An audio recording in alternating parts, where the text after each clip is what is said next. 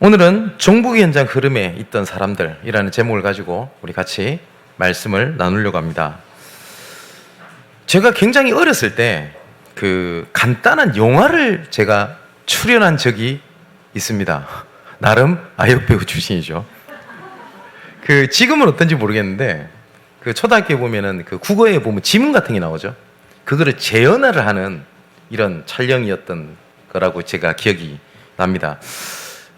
근데 제가 제목이 정확하게 기억이 나진 않아요. 근데 그 병사와 어린 아이의 우정을 다룬 이런 내용이었다고 저는 기억을 합니다. 제 기억에 보니까 촬영 협조를 군부대에 했겠죠. 그래서 그 촬영 협조를 군부대에 했었을 때 그때 장교들 자녀 중에 그 역할을 맡을 만한 나이 또래 남자애가 저였던 것 같아요. 제가 무슨 연기에 소질이 있었던 것도 아니고 뭐 제가 연기를 해보겠다고 한 것도 아니었는데 제가 거기에 출연을 했던 그 기억이 있습니다. 그 전체 내용은 제가 잘 기억이 나지는 않습니다. 근데 기억이 나는 것이 뭐냐면 이제 군 앞에서 이렇게 보초를 쏘고 있는 보초병이라 그 앞에서 장난을 치는 아이 그 촬영했던 기억이 나요. 그래서 이 보초병이랑 저랑 친해지게 되는 겁니다. 그래서 우정을 쌓고 하는 내용이에요. 세부적인 게 다 기억이 안 납니다. 근데 중요한 거는 제가 그때 역할이 백혈병인가 심장병인가 그 백혈병이었던 것 같습니다. 제가 백혈병으로 죽어요. 그 역할에서.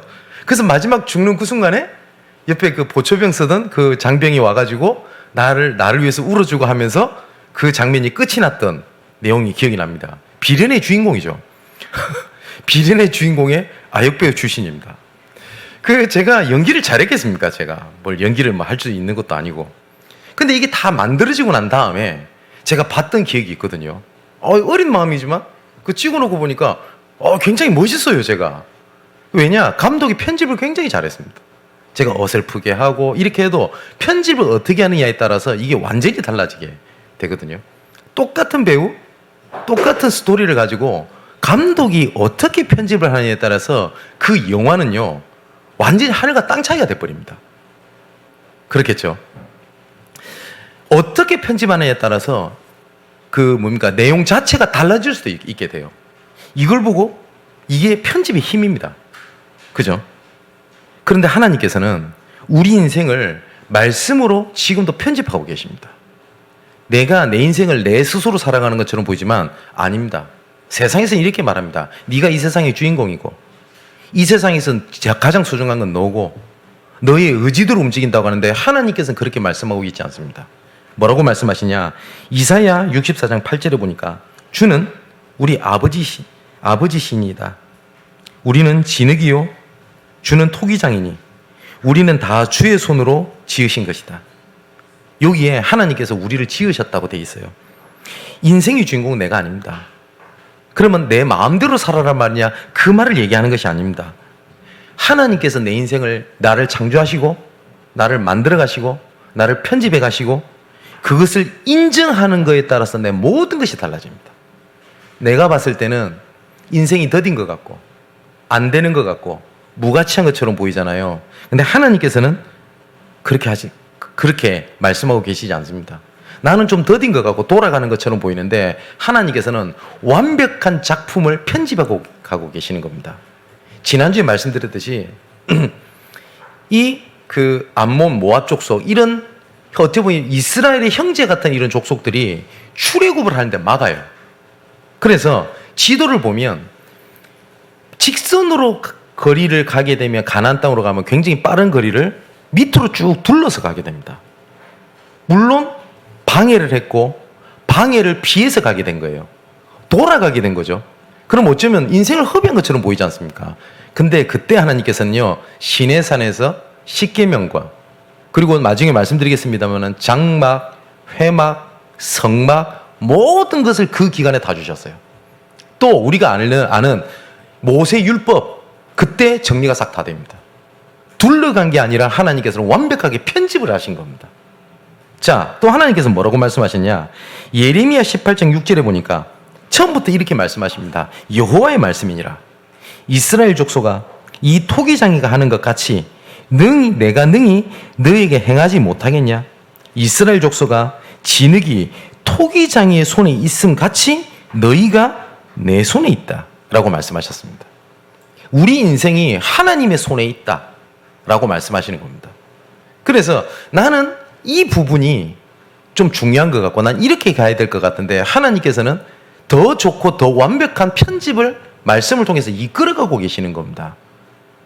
근데 우리가 하나님의 이런 토기장이로서 만드시는 이 계획과 내 의지, 내 생각과 충돌할 때가 있지 않습니까? 그래서 로마서 9장 20절 24절에 하나님께서 이렇게 말씀하셨습니다. 이 사람아, 네가 누구이기에 감히 하나님께 반문하냐? 지음을 받은 물건이 지은 자에게 어찌 나를 이렇게 이같이 만들었냐 말하겠냐? 토기장이가 진흙 한 덩이로 하나는 귀 쓸 그릇을, 하나는 천이 쓸 그릇을 만들 권한이 없냐? 만일 하나님이 그의 진노를 보이시고 그의 능력을 알게 하고자 하사 멸하시기로 준비된 진노의 그릇을 오래 참으시고 관용하시고 또한 영광받기로 예비하신 바 긍휼의 그릇에 대하여 그 영광의 풍성함을 알게 하고자 하셨을지라도 무슨 말을 하리요? 이 그릇은 우리니 곧 유대인 중에서뿐만 아니라 이방인 중에서도 부르신 자니라. 이 말은 무슨 말이죠? 너희들도 마찬가지다. 이 말씀 하신 거예요. 하나님께서는 완벽하게 우리를 이끌어가고 계시는 겁니다. 자, 그래서 바울이 또 이렇게 얘기를 합니다. 고린도후서 6장 11절에 어두운 데에 빛이 빛이라 말씀하셨더니 하나님께서 예수 그리스도의 얼굴에 있는 하나님의 영광을 아는 빛을 우리 마음에 비추셨다. 그런데 우리가 이 보배, 그리스도를 얘기하죠. 이 그리스도를 질그릇에 가졌으니, 질그릇은 좋은 그릇이 아닙니다. 왜 하나님께서 그렇게 말씀하셨냐? 힘이 큰 능력은 하나님께 있고 우리에게 있지 아니함을 알게 하려 함이라. 우리가 이런 생각이 들 때가 있잖아요. 왜 하필 납니까? 왜 하나님께서 하필 나를 사용하십니까? 왜 하필 나를 교역자로, 중직자로, 나같이 부족하고 무능한 사람 왜 렘넌트로 부르십니까? 여기 하나님께서 말씀하셨어요. 힘이 큰 능력은 네한테 있는 게 아니고 하나님한테 있는 것을 알게 하려 함이니라. 그래서 약한 자를 들어 강한 자를 부끄럽게 하시겠다고 약속을 하셨어요. 그렇기 때문에 이 보배가 너무 소중하기 때문에 질그릇 같을지라도요, 우리가 사방으로 우겨쌈을 당하여도 쌓이지 아니하고 답답한 일을 당하여도 낙심하지 아니하며 박해를 받아도 버림받지 아니하며 거꾸러뜨림을 당하여도 망하지 아니하고 라고 되어 있습니다. 이 보배가 너무나 소중하기 때문에. 그래서 중요한 건 뭐냐? 하나님께서는 우리 인생을 편집하고 이끌어 가시는 토기장이고 우리는 진흙입니다. 그러면 이 진흙은 뭐 해야 돼요? 완벽한 최고의 장인인 토기장의 손길을 믿고 인정하고 기다리면 돼요. 그죠? 근데 하나님께서 이렇게 말씀하잖아요. 진흙이 무슨 말을 하겠냐? 그죠? 근데 세상에서는 이렇게 합니다. 네가 세상의 주인공이야. 제일 중요해. 네 의지가 중요해. 다 맞지만 하나님이 보실 때는 아닙니다. 그래서 이 모든 것을 믿고 인정하는 데서 모든 것이 시작이 됩니다. 이것을 보고 뭐라고 얘기를 하냐? 하나님의 절대주권이라고 얘기를 합니다. 하나님의 절대주권은 우리 머리로 이해가 다 안 돼요. 그리고 이 절대라고 하는 단어는 다른 것에 영향을 받지 아니한다는 말입니다. 이 다른 것에 영향을 받지 아니한다는 것은 내 실수가, 내 연약함이, 내 부족함과 내 무능함이 하나님의 절대주권을 늦추거나 막거나 할 수가 없습니다. 그죠? 아무리 더디고 연약할지라도 하나님께서는 우리 인생을 편집해서 귀 쓸 그릇을 만드시려고 한다? 그럼 반드시 하나님께서 그렇게 하십니다. 이것을 인정하고 믿는 거에서 모든 것이 시작이 돼요. 그래서 우리가 복음 속에 있어야 될 이유가요, 응답받아야 되고 축복받아야 되고 평안해야 되고, 맞아요. 근데 그게 근본 이유가 아니에요. 원래 하나님께서 우리를 창조하셨거든요. 그렇죠? 그래서 원래 우리 인간은 하나님과 함께 있어야 될 하나님의 당연성입니다. 또 하나님을 떠나서는 우리는 살 수 없습니다. 하나님의 필연성입니다. 그리고 하나님이 아니면 절대 우리 인간은 행복할 수가 없습니다. 그래서 하나님의 절대성입니다. 응답을 떠나서, 증거를 떠나서, 치유를 떠나서 복음 안에 있어야 될 게 우리의 근본적인 우리의 신분입니다. 쉽게 말하면 이거예요. 아무리 부모님이 못났고 아무리 부모님이 연약하고 그럴지라도 부모님과 자녀가 함께 있어야 될 게 당연한 이치죠. 부모님이 좀 능력이 없고 좀 부족하고 좀 그렇다고 해서 내가 부모님을 떠나 산다. 이건 사회적으로 지탄받을 일이거든요. 맞죠? 근데 우리 하나님은 그런 분이 아니시고 처음부터 말씀하셨잖아요. 토기장이다라고 말씀해요. 전능자시다. 절대자라고 말씀을 하셨습니다. 자, 그렇겠다면 하나님께서는 지금으로 말씀으로 우리를 계속 우리를 이끌어고 편집해 가고 계시잖아요. 정말 이 사실이 맞다면 그걸 보고 말씀의 능력이라고 얘기를 합니다. 많은 사람들이 말씀을 듣는데 말씀을 들으면서도 말씀의 능력을 체험하지 못하고 누리지 못하는 경우들이 되게 많습니다. 지금부터 특히 우리 렘넌트들, 특히 우리 새가족들, 혹시 나는 말씀을 들어도 이 말씀이 잘 붙잡아지지 않는다라고 생각하시는 분들은 오늘부터 제가 드리는 이 미션을 반드시 실천을 하셔야 돼요. 뭘 하는 거냐? 매주 하나님 말씀을 주시잖아요. 그럼 녹취록도 나옵니다. 그것도 중요한데 따로 그 말씀을 간단하게 메모를 하시는 겁니다. 제목이라도. 그리고 그 속에서 내게 계속 들려지는 말씀을 메모를 해두는 겁니다. 그리고 틈나는 대로 이 말씀이 어떻게 계속 내한테 들려지는지를 확인해 보십시오. 그러면 거기서 뭐가 나오냐면 나의 말씀과 나의 흐름이 나옵니다. 여러분, 저는 설교자입니다. 제가 어느 날 쭉 성경을 읽다가 오늘 이거 좀 설교해야 되겠네? 내가 좀 이게 좀 은혜가 되네? 이거 좀 설교해야 되겠네? 라고 저는 설교를 그렇게 하지 않습니다. 아마 대부분의 목사님이 인도받는 목사님들은 저는 그렇게 설교하지 않는다고 생각을 합니다. 뭐냐면 지금까지 주셨던 하나님의 말씀, 흐름 속에 성도들의 여러 가지 포럼, 애로사항, 여러 가지 현장에서 보는 거 있죠. 이 속에서 지금 주시는 하나님의 말씀 속에 하나님 계획이 뭐냐? 이것을 찾아내는 겁니다. 똑같습니다. 지금까지 주신 말씀을 언약이 노트가 잡고 있으면 안 되잖아요. 그죠? 그거를 틈틈이 그걸 찾아가지고 정리를 하는 겁니다. 모세가 이걸 했거든요. 그걸 보고 모세오경이라고 합니다. 선지자들이 이것을 기록을 한 겁니다. 그게 우리가 확인했던 대선지서, 소선지서입니다. 바울이 이것을 확인한 겁니다. 그래서 이걸 전달을 했거든요. 이게 바울 서신서입니다. 그래서 하나님께서 나에게 주시는 말씀이 있지 않습니까? 그것들을 정리를 하는 겁니다. 이걸 보고 말씀을 정리한다라고 얘기 나옵니다. 그러면 거기서 나의 말씀이 나옵니다. 나에게 들리는 말씀이 있다고요. 그러면 그게 내 흐름이거든요. 그게 정확하게 말하면 응답될 수밖에 없는 기도 제목이라는 얘기입니다. 이걸 언약을 붙잡게 되면 반드시 성취가 됩니다. 우리가 이런 질문 많이 받단 말이에요. 저도 이런 질문을 많이 받게 됩니다. 어떤 것이 하나님의 계획입니까? 뭘 해야 될까요? 라는 고민과 질문은 안 하게 되실 겁니다. 지금까지 하나님께서 우리 인생을 이끌어 오셨는데 아까 말씀드렸죠. 하나님은 토기장이시기 때문에 진흙을 빚어가고 계신다고요. 이 진흙을 빚을 때 조금 삐뚤게 색깔이 이상해질 수 있습니다. 그럼 우리는 이리 생각을 한다고요. 내가 그때 인생을 잘못 살은 것 같다. 내가 연약이 안 되는 것 같다. 부족한 것 같다. 라고 얘기를 하잖아요. 그런데 그게 아니라고요. 근데 그 하나님께서 인생을 편집해 가시는 과정을 하나님께서 뭘 통해서 하시냐? 말씀을 통해서 하십니다. 자, 이 말씀을 통해서 편집하실 뿐만 아니라 우리 인생을 말씀으로 설계해 나가시기 시작합니다. 이제 본격적으로 만들어 가시고 이끌어 가시는 거죠. 우리 렘넌트들이 이런 생각이 들 때가 있을 거예요. 내가 대학을 가야 되겠다. 아니면 어떤 직장을 구해야 되겠다. 아니면 이제 본격적으로 사회에 나가야 되겠다라고 생각을 하는데 할 수 있는 게 아무것도 없는 거예요. 어쩔 때는 부모님의 배경이 안 된다. 그리고 나를 도와줄 사람이 없다. 나는 아무것도 없는 상에서 시작을 한다. 이런 생각이 들다 보니까 어떤 말이 나오게 되냐면 금수저, 은수저, 흙수저라는 단어가 나오거든요. 여러분, 원래 하나님의 역사는요, 아무것도 없는데, 그죠? 태초에 하나님이 말씀으로 천지를 창조하셨습니다. 무슨 말이냐? 무에서 유를 창조하신 게 하나님의 능력입니다. 그러면 우리 렘넌트들이 아무것도 없어서 도와줄 것이 아무것도 없다. 진짜 노바디다, 노웨이다 라는 생각이 들 겁니다. 근데 그게 말씀으로 하나님께서 무에서 유를 창조하는 것을 확인할 수 있는 최고의 기회입니다. 우리 사랑하는 성도 여러분, 우리 교회가 대단하다는 뜻이 아닙니다. 저는 우리 교회가 하나님 주신 은혜가 있다고 생각을 합니다.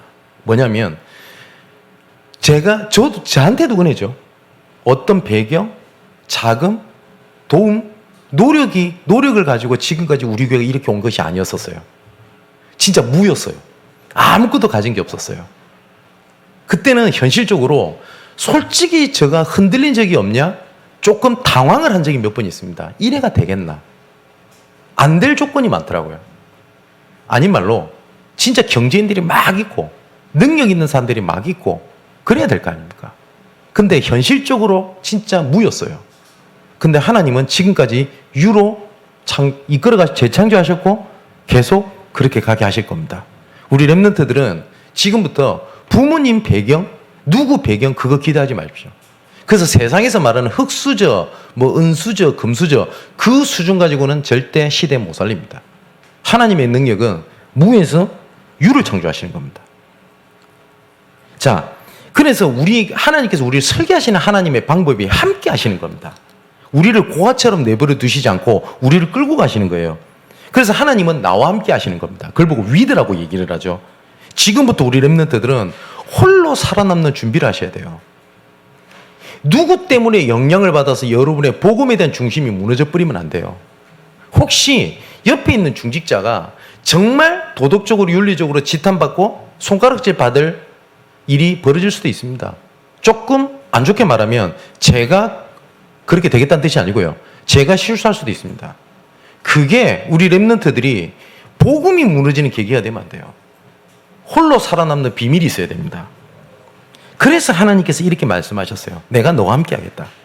여러분들이 현장에 나가면 홀로 살아남아야 될 때가 반드시 옵니다. 지금은 중직자들의 배경 여러 가지가 있어서 여러분들은 안전하게 될 수도 있겠죠. 여러분들이 어느 날 유학을 갔다. 교회가 없을 수도 있습니다. 그죠? 그러면 인터넷 생중계로 시간대가 안 맞을 수도 있습니다. 그럼 어떻게 하겠습니까? 무너져야 됩니까? 아니에요. 여러분들이 예체능계로 나갔다. 그러면 예체능계 본격적인 전문의를 가지고 움직일 때 여러분들이 교회를 나올 수가 없게 될 때가 올 겁니다. 특히 연예인들, 스포츠계, 예술계 쪽에 있으면 진짜 그럴 수가 없습니다. 프로야구 선수가 난 예배 드려야 되니까 월요일 날은 내가 무조건 경기를 안 뛰겠습니다. 말도 안 되는 소리입니다. 그때 어떻게 할 겁니까? 홀로 살아남는 비밀이 있어야 돼요. 이걸 보고 위드라고 합니다. 자, 또 그 다음에 하나님께서는 여러분들에게 계속 만남을 주실 겁니다. 근데 이 만남 속에서요, 곤란하고 나한테 맞지도 않고 특히 회사 내에서 어쩔 수 없이 그런 만남을 지속할 수밖에 없는 만남이 있을 수 있습니다. 일명 그걸 보고 또라이 불변의 법칙이라고 그러죠. 회사에 그 또라이가 싫어서 다른 회사로 옮겨갔더니 그 비슷한 또라이가 그 회사에 또 있어요. 그걸 보고 또라이 질량 보존의 법칙이라고 그렇게 얘기를 하대요. 예. 그래서 어떤 사람은 또 농담으로 나의 회사엔 그런 또라이가 없는데 그 또라이가 본인일 수도 있어요. 근데 이 말을 왜 드리냐면 누구 때문에 내가 무너졌다 그거 가지고는 안 돼요. 그죠? 그래서 하나님께서는 모든 만남을 통한 하나님의 계획이 있습니다. 다윗에게 옆에 희한한 만남들이 많이 붙었습니다. 시므이가 저주하죠. 그죠? 근데 오히려 그 모든 만남 속에 하나님의 계획과 다른 사람이 보지 못한 응답을 찾아냅니다. 그걸 보고 임마누엘 하나님이라고 얘기를 해요. 또 모든 것을 통하고 모든 것이 하나님의 응답의 하나님의 방법입니다. 그게 원리스 하시는 하나님의 방법입니다. 모든 것을 통하여 역사하시고 함께 하시는 하나님입니다. 하나님의 계획이 없이는 아무것도 일어나지 않습니다. 이걸 보고 절대계획이라고 합니다. 정말 사소한 것도 하나님의 계획이 없이는 일어나지 않고 일어날 수도 없어요. 분명히 예수님께서 말씀하셨습니다. 공중에 나는 새도 들풀에 나는 꽃도 하나님의 계획이 없으면 떨어지지 않고 마르지 아니한다고 되어 있습니다. 그러면서 하나님께서 이렇게 말씀하셨습니다. 하물며 너일까 보냐 믿음이 없는 자들아. 이렇게 말씀하셨습니다. 그런 미천한 것들도 하나님의 절대 계획이 없이는 아무것도 안 일어나는데 하물며 너일까 보냐 라고 예수님이 말씀하신 거예요. 나는 어쩌다 보니 내가 실수해가지고 누구 때문에 탓을 하는 것을 사단은 보게 만듭니다. 아닙니다. 이 모든 것은 하나님 계획 속에 있습니다. 자, 이것이 당장 안 보여도 괜찮아요. 도대체 그럼 하나님 계획이 뭐란 말입니까? 안 보여도 괜찮습니다. 그 하나님의 절대 주권 속에 절대 계획이 있다는 것을 언약으로 잡고 계세요. 그러면 그 하나님의 여정 속에 어느 날 응답이 와 있다는 사실을 알게 되고, 그리고 하나님께서 보게 하실 겁니다. 그죠? 다윗에게 사울왕이라는 진짜 더럽고 지독한 만남이 있었거든요. 일평생 다윗은 쫓겨다녔습니다. 그죠? 그 시기가 성전을 건축하기 위한 다윗 왕국을 건설할 때 하나님의 1등 공신, 하나님의 사람을 붙이는 하나님의 방법이었습니다. 오히려 간신들을 제거하는 하나님의 계획이었다니까요. 그러면 다윗이 그때 바로 알았겠냐? 라고 물어본다면 저는 몰랐을 가능성이 컸다고 봅니다. 맞죠? 해와 달과 별이 절하는 꿈을 꿨던 요셉이 내가 총리가 되는구나, 내가 애굽에 가겠구나 라는 거 알았을까요? 몰랐습니다, 분명히. 그런데 그 여정을 하나님이 이끌어 가시는데 어느 날 하나님이 애굽을 보낸 거예요. 그랬더니 지나갔던 모든 과거가 하나님의 절대 주권 속에 절대 계획을 가지고 하나님의 나를 이끌어 오셨구나라는 사실을 알게 됩니다. 그죠? 그게 안 보여도 괜찮습니다. 그게 하나님께서 말씀으로 나를 편집하고 설계하시는 하나님의 방법입니다. 그리고 그 속에 있다 보면 어느 날 디자인을 해라가 아니라 내 인생이 어디 쪽으로 하나님께 이끌어 가시는지가 보일 겁니다. 그걸 또 말씀을 통해서 보게 하십니다. 그래서 하나님께서는 우리 인생을 말씀으로 디자인을 하십니다. 제가 지난주에도 말씀드렸죠. 내가 무엇을 위하여, 무엇을 향하여, 무엇을 통하여 신앙생활하고 내가 인생을 이끌어가는지를 모르고 움직이는 사람이 많다고요. 그러다 보니까 복음 안에 있으면 다 잘 돼야 될 것 같거든요. 직장생활도 다 잘 돼야 될 것 같고, 대학도 단번에 합격하고, 그죠? 누구를 만났는데 좋은 사람만 만나고 이래야 될 것 같은데 진짜 이상한 일들이 벌어진단 말이에요. 근데 그런 방향이 없다 보니까 그때마다 흔들리게 될 겁니다. 근데 우리가 가장 첫 번째 믿음 갖고 움직여야 될 것이 뭐냐면, 나는 진흙이고 나의 인생을 편집하시고 설계하시고 디자인하시는 토기장인은 하나님이십니다. 내 인생을 만들어가는 것은 내 상처가 만들어가지 않습니다. 그 상처까지도 하나님께서는 활용하셔서 내 인생을 편집, 설계, 디자인하시게 될 겁니다. 자, 오늘 족보가 굉장히 많이 나오거든요. 낳고. 그래서 이 성경은 족보책이 아니지 않습니까? 그래서 성경에서 말하는 건 뭐냐면, 이렇게 하나님께서 이 언약을 성취하기 위하여 하나님의 이런 흐름 속에서 오셨고, 흐름 속에 너희들이 있다라고 하는 말씀을 하나님께서 하시는 겁니다. 그래서 오늘 1절에 보니까 아브라함과 다윗의 자손 예수 그리스도의 계보라라고 되어 있거든요. 예전 성경에는 예수 그리스도의 세계라 이렇게 번역이 되어 있습니다. 이스라엘 사람들 제일 존경받는 사람이 누구죠? 아브라함입니다. 제일 존경받는 왕이 누구죠? 다윗입니다. 그 그리스도가 아브라함부터 시작해서 다윗을 통하여 지금까지 오셨다. 이 마태복음은 유대인을 향해서 쓴 글이거든요. 그래서 유대인에게 논리적으로 그 그리스도가 우리가 그렇게 얘기했던 창세기 3장 15절에 여자의 후손 그 흐름 속에서 오셨다라고 말씀을 하고 계십니다. 누가복음에도 예수님 족보가 나옵니다. 근데 조금 달라요. 뭐냐면 여기서는 아브라함부터 쭉 예수 그리스도의 족보가 되어 있는데, 이제는 누가복음 3장에는 족보가 어떻게 되어 있냐면 그 누구 위에 누구 위에 누구, 이제 위로 올라갑니다. 밑에서부터. 그래서 나중에 어디까지 올라가냐? 하나님께로 올라갑니다. 그게 무슨 말이냐? 유대인들에게는 이 아브라함 다윗이라는 족보가 굉장히 중요하잖아요. 유대인들에게는 이런 흐름 속에 하나님으로부터 우리가 났다라는 것을 얘기를 하는 거예요. 같은 얘기예요.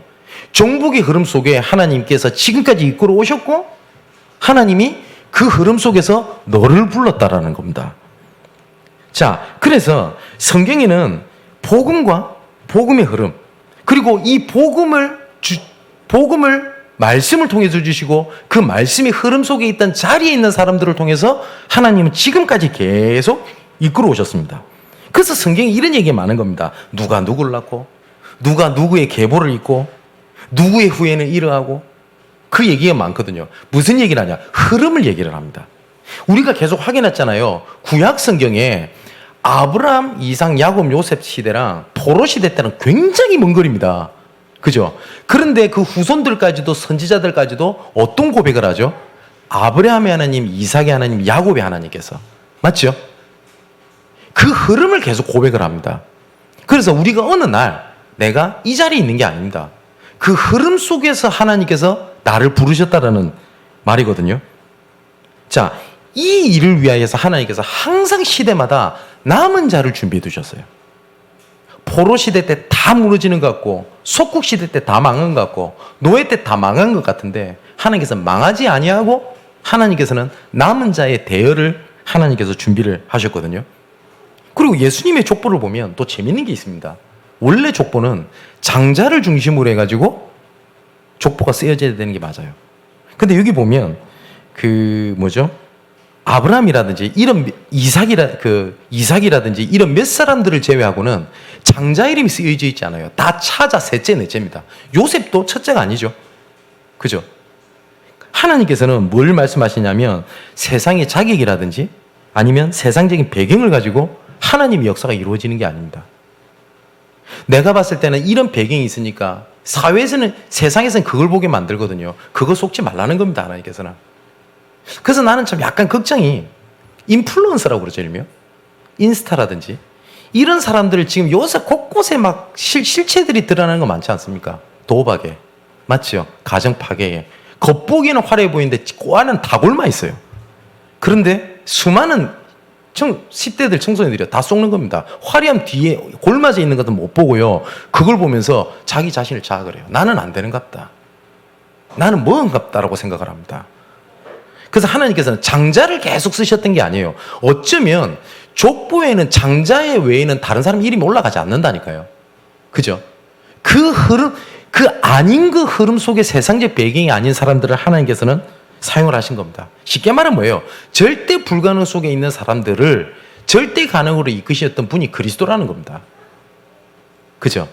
자, 그러면 이 계보 속에 있었던 사람들의 특징들을 크게 세 가지로 보고 언약을 잡으셔야 됩니다. 첫 번째가 뭐냐면 이 사람들은 진짜 복음에 올인한 겁니다. 24한 겁니다. 올인했다는 것은 그것만 했다라는 게 아니죠. 제가 책을 읽은 적이 있는데 우리나라에 맞든 틀렸든지 간에 현대자동차가 우리나라 자동차계를 다 장악을 했거든요. 그건 맞거든요. 근데 많이 좋아졌어요. 근데 현대자동차 회장이 한 달에 책을 100권 읽는답니다. 여러분, 평균적 하루 3권 읽는단 말이거든요. 대단한 사람이지 않습니까? 이 사람 인터뷰를 봤는데 자동차에 관한 책을 읽냐? 아니래요. 다 읽는데요, 그냥. 근데 이 사람이 그 다음 말이 재밌었어요. 그런데 나는 모든 내용이 차로 보인대요. 그걸 보고 올인이라고 그래요. 일명 세상말로 눈에 뭐밖에 안 보인다고 얘기를 하죠. 이걸 보고 복음 올인이라고 하고 복음 24라고 얘기를 합니다. 근데 하나님께서는 그거를 원하시는 거거든요. 자, 그래서 마태복음 읽진 않았는데 21절에 보니까 아들을 낳으리니 이름을 예수라라. 이는 그가 자기 백성을 그들의 죄에서 구원할 자이다. 왜냐? 예수라는 뜻이 구원이라는 뜻이고요. 22절에 보니까 그냥 하신 것이 아니라 선지자로 하신 말씀을 이루려 하심이니라. 말씀에 대한 능력을 얘기를 합니다. 또 23절에는 보라 처녀가 잉타하여 아들 낳을 것이요 그 이름을 임마누엘이라 해라. 그 그리스도께서 나와 함께 계신다고 말씀을 하셨습니다. 그러니까 모든 것이 다라는 거거든요. 근데 몇 사람 예를 들어 보겠습니다. 아브라함이 하나님께서 이렇게 말씀하셨어요. 내 본토 친척 아비집을 떠나 내가 내게 지시할 가나안 땅으로 가라. 라고 해서 진짜 아브라함이 나왔어요. 분명히 나왔는데 나온 건 맞아요. 근데 나오라고 하는 말은 집을 나오라는 말이 아니죠. 집도 나오지만 버리고 나와야 될 거 있지 않습니까? 근데 아브라함 그걸 다 가지고 나왔어요. 그 중에 결정적인 것이 하나가 뭐냐면 조카 롯을 딱 데리고 나온 겁니다. 근데 조카 롯을 데리고 나온 게 왜 문제냐면 기근 때문에 아브라함이 먹고 살기 위해서 애굽으로 내려갔다. 그렇게 큰 문제 아닙니다. 왜냐 사람은 연약하잖아요. 근데 조카 롯을 데리고 나온 게 왜 문제냐면 하나님의 언약과 가장 충돌하는 일이에요. 하나님 뭘 말씀하셨냐? 너 씨로 말미암아 만방이 복을 얻게 하겠고 메시아를 오게 하겠다 라고 했는데 아브라함은 그 말을 안 믿었어요. 그래서 어떻게 했냐? 조카 롯을 데리고 나와가지고 조카 롯을 통해가지고 내 대를 이어도, 왜냐 내 씨니까, 우리 집안이니까 이것도 언약 대를 잇는 거 아닙니까? 인간적으로 보면 맞아요. 그리고 또 인간적으로 보면 아브라함이 되게 착했던 사람 맞아요. 왜냐? 자기 가족의 조카가 고아가 되는데요, 그러면. 근데 하나님 그걸 버리라니까 말이 됩니까? 이걸 품은 겁니다. 근데 아브라함이 계속 고난을 당하거든요. 근데 고난이 당하는지 뭔지를 몰랐어요. 근데 아브라함이 본격적으로 응답을 받는 딱 때가 나옵니다. 뭐라고 되어 있냐? 롯이 아브라함을 떠난 후에 이렇게 나옵니다, 성경에. 이때 하나님께서 뭐라고 말씀하시냐? 아브라함아, 내 눈을 들어 동서남북을 바라보고 종과 행으로 다녀봐라. 네가 볶는 모든 땅을 네게 주겠다라고 얘기를 하셨거든요. 하나님께서는 뭘 하신 거냐면 불신앙의 근본을 제거하기 원하시는 겁니다. 근데 이 불신앙의 근본이라는 것이 아브라함에게는요, 당연한 거, 세상적으로 인륜적인 거, 그죠? 이런 것에서 포장이 돼 있어서 이랬지, 하나님 보실 때에는 그게 불신앙이었어요. 그렇지 않습니까? 우리가 언약 속으로 깊이 들어갈 때 방해되는 불신앙이 분명히 있습니다. 근데 이게 불신앙인지도 모르고 여러 가지로 좋은 모습으로 포장되어 있을 가능성이 커요. 모세도 잘 보세요. 모세가 과거에 상처가 되게 많았습니다. 상처 없는 사람 있나요? 없죠? 그럼 여러분, 보고만 있으면 아무런 상처도 없이 그냥 항상 기쁘게 웃는 게 하나님의 자녀예요? 아닙니다. 그죠? 그러면 류광수 목사님이나 저를 포함해서 목사님들은 상처 없어요? 있습니다.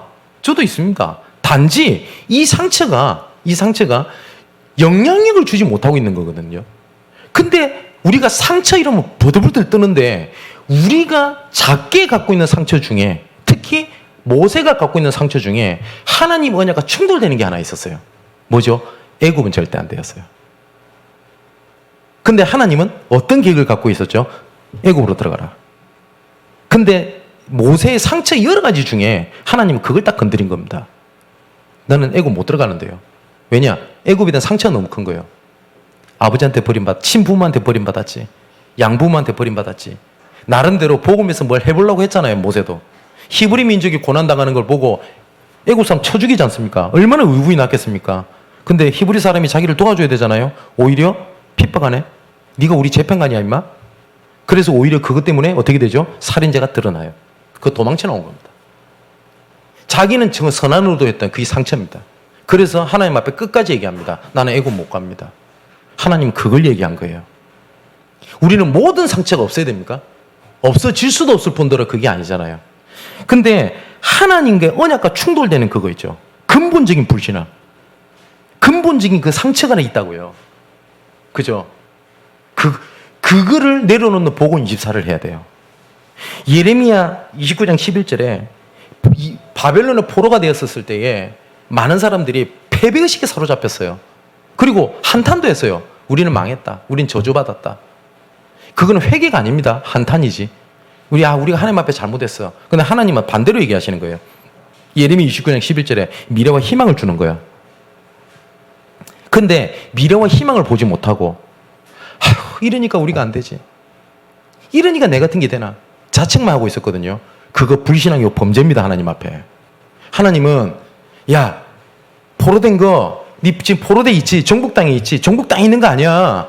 미래와 희망을 주고 있는, 희망을 계획을 갖고 있거든. 내가 그걸 갖고 편집하고 설계하고 디자인해 가고 있는 거야 라고 하는데 우리는 어떻게 하고 있냐. 내 같은 게 됩니까? 나는 안 돼요. 그걸 불신앙인 줄 모르고 그냥 한탄하고 있어요. 근본적인 불신앙을 제거하는 겁니다. 아브라함에게 근본적인 불신앙은요, 롯이었어요. 조카 롯. 근데 분명히 조카 롯이 떠난 후에 그때부터 하나님께서 아브라함 새 일을 행하셨습니다.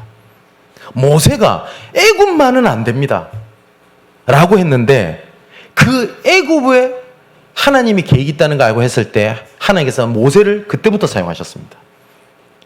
포로시대 때 장 많이 했습니다. 우리 에스겔 때 말씀드렸죠. 그발 강가가 원래 이스라엘 백성들 통곡했던 곳이라고요. 우리 민족이 왜 이리 됐을꼬? 우리 민족이 왜 포로가 됐을꼬? 그 틈바구니에 에스겔이 있었다고요. 모든 사람들은 한탄하고 자책을 했어요. 근데 에스겔은 뭘 봤다고요? 하나님 계획을 봤어요. 미래와 희망을 봤어요. 근데 하나님의 자녀가 뭐라고 합니까? 나는 안 돼. 지금까지 안 돼 왔잖아. 자책하고 있어요. 그건 불신앙인 줄 모르고 해요. 자, 기도 24를 했다는 말은 기도를 많이 했다는 말도 맞지만 그 흐름 속에 있었다는 말입니다. 무슨 말이냐면 집중할 수 있는 시스템을 만들어 놨고요. 또 그 시스템을 24시화 했어요. 이스라엘 백성들이 복음 안에 24를 해야 되는데 24를 할 수 있도록 시스템화 시켜놓은 게 있습니다. 그게 틀이 되면 문제지만 그게 하나님의 언약이었어요. 그게 뭐냐? 단을 쌓는 거였습니다. 이 단을 본격적으로 쌓거든요. 그게 성막입니다. 근데 이 성막으로 모이기 위해서 하나님의 회막으로 모이라고 하거든요. 모이는 시스템이었어요. 모이기면 하면 뭐합니까? 흩어져가지고 현장에 이것이 전달돼야 되잖아요. 이걸 보고 장막이라고 얘기를 합니다. 그럼 여기서 우리가 기도 24시 할 수 있는 시스템화를 찾아내는 것이 되게 중요해요. 내가 일주일에 한 번이든 함께든 어디 현장이든 지속할 수 있는 현장 시스템화가 되어 있어야 돼요. 필요하면 나를 잡고 현장을 잡고요. 어떤 현장에서 내가 리더를 되든지 아니면 내가 조장이 되든지 아니면 동참을 하든지 아니면 내가 어느 지역의 지계에 훈련 캠프로 참여해보고 내가 이렇게 인도받아야 되겠다 하든지 아니면 어떤 사역자가 중요한 제자를 불러가지고 지역을 맡기는 겁니다. 위탁입니다. 그렇게 해서 현장의 시스템이 준비가 돼 있어야 돼요. 근데 하나님께서 포로가 되어가지고 광야 생활을 해서 쭉 이끌어 가시고 포로가 되었음에도 불구하고 하나님께서 계속 강조하셨던 시스템이 있습니다. 성막, 모이는 회막, 현장이 흩어지는 장막 이거였었어요. 그죠? 그리고 이런 가운데서 성전을 해보겠다 한 사람이 리더가 있지 않습니까? 오늘 본문에 나오는 사람 누굽니까? 다윗입니다. 하나님께서 다윗에게 시대를 다 맡겨버린 겁니다. 그래서 이 사람들이 뭘 했냐? 24를 했다니까요. 기도를 많이 했다가 아닙니다. 방향을 맞췄다는 겁니다. 전도 24도 똑같습니다. 전도를 많이 하자는 게 아닙니다. 우리 삶의 방향이 전도를 위한 거에 방향이 맞춰져 있어야 되잖아요. 근데 대부분 사람들이 무엇을 향해서 가는지를 모릅니다. 자, 한번 바울을 보십시오. 빌립보서 3장 12절 16절에 보니까 형제들아 나는 아직 내가 잡은 줄로 여기지 아니하고 오직 한 일 즉 뒤에 있는 것은 잃어버리고 앞에 있는 것을 잡으려고 표대를 향해서 지금도 달려간다 라고 얘기를 합니다. 그러면 바울이 전도만 하고 살았다는 말이 아니죠. 그걸 향해서 움직인 겁니다. 제가 올인 말씀드렸죠. 현대자동차 회장이 100권 읽는데 모든 것이 자동차로 보인다고 얘기를 하죠. 복음의 24, 기도의 24, 전도 24라고 하는 거는 모든 사건, 모든 일이 복음과 기도와 전도로 보여요. 핍박의 기회가 아니라 하나님께서는 갈등의 기회가 아니라 새로운 시스템을 만드신 하나님의 계획이구나. 그렇게 보이는 거예요. 이걸 보고 복음, 기도, 전도 24라고 얘기를 합니다. 자, 골로새서 4장 2절 6절에는 바울이 이렇게 얘기를 합니다. 우리를 위하여 기도하되 하나님이 전도할 문을 우리에게 열어주사 그리스도의 비밀을 말하게 하시기를 구해라. 쉽게 말하면 이거예요. 전도의 문을 계속 열어달라고 기도해라. 그런데 자기가 감옥 간 거예요. 근데 이렇게 고백하죠. 내가 이 일 때문에 매임을 당하였노라. 내가 진짜 전도문을 위해서 나를 기도해줘. 내가 이 일 때문에 내가 감옥 갔어. 핍박이라고 보질 않았던 거예요. 그리고 또 뭡니까? 그리하면 내가 마땅히 할 말로서 이 비밀을 나타낼 것이다. 외인에 대해서는 지혜로 행하여 세월을 아끼라. 무슨 말입니까? 쓸데없는 것에 인생 소모하지 말라는 거예요. 우리 사랑하는 우리 렘넌트 여러분, 하나님께서 토기장이 되신 하나님께서 우리를 완벽하게 절대 가능으로 노바디에서 에브리바디, 에브리띵 모든 것을 하나님께서 준비하시기 위해서 내리 이끌어가고 계시거든요. 여러 가지 문제가 생길 수 있어요. 자잘한 거예요. 그게 영향받지 말라는 겁니다. 외인들에 대해서는 지혜로 행하여 세월을 아끼래요. 그리고 또 뭐라고 되어 있냐? 너희 말을 항상 은혜 가운데서 소금으로 맛을 냄과 같이 해라. 믿음 고백하라는 겁니다. 작은 것에 지나가는 것에 인생 허비하고 감정 소모하지 말고 그게 세월을 아끼라는 거예요. 이제 결론을 맺겠습니다. 이제는 뭘 하는 거냐? 영적인 집중을 할 수 있는 결단을 하는 겁니다. 아까 우리가 골로새서 4장에 봤듯이 믿음의 생각, 믿음의 말, 믿음의 실천하는 거예요. 순간마다 고개를 저으면서 순간마다 영적 싸움을 하십시오. 사단은 지금도 생각을 통해서 계속 불신앙 집어넣을 겁니다. 그 말에 굴복하지 마시기 바랍니다. 고개를 휘저으면서 나는 그렇지 않다라고 얘기를 하는 겁니다. 세상에서는 이렇게 얘기할 겁니다. 사단이. 그래도 네가 중요하잖아. 너 안 되고 있잖아. 그때마다 믿음의 고백을 하십시오. 그래서 나는 그리스도가 필요한 거야, 이 새끼야. 이러면서 욕을 해주세요. 그 말에 속지 마십시오. 그걸 보고 뭐라고 그러냐? 영적인 집중의 편집이라고 합니다.